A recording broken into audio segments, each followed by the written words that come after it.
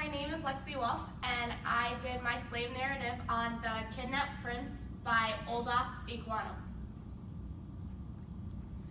To start off, I'll just give a quick summary of the book.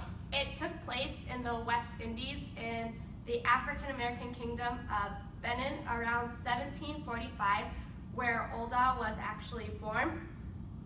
At only age 11, he was kidnapped with his sister and brought into slavery, tearing him away from his entire family.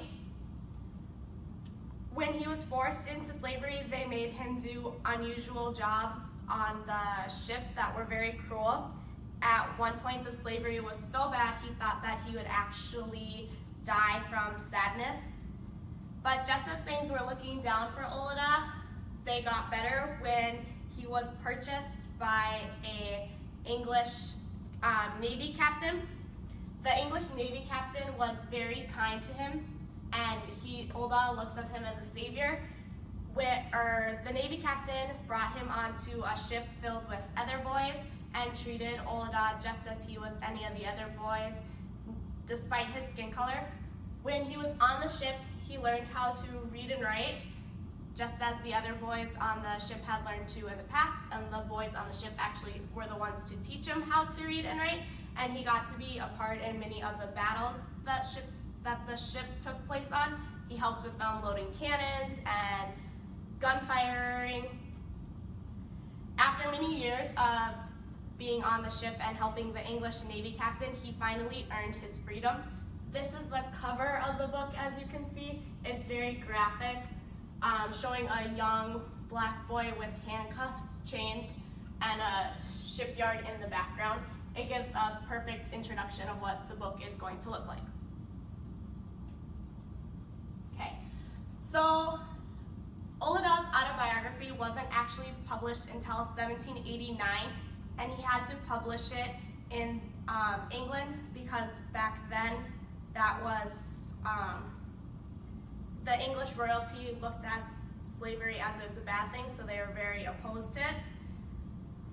This was his portrait he had commissioned to get in his book, which you can see here. He's very proud of this picture and still is today. The whole reason why he wrote this autobiography was so he could try to end slavery.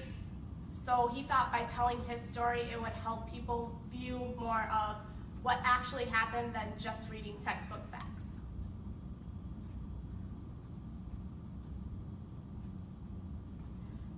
Did Olada actually help to end slavery, or was reading his book pointless? Well, when reading textbook, we mostly read about facts and about slavery. We don't get like the full picture of what actually had happened. So the autobiographies are more personal to us, and there are many different autobiographies of slavery, like Frederick Douglass. This is one of the most popular autobiographies of slavery. It became shortly popular right after publication and is still very popular today.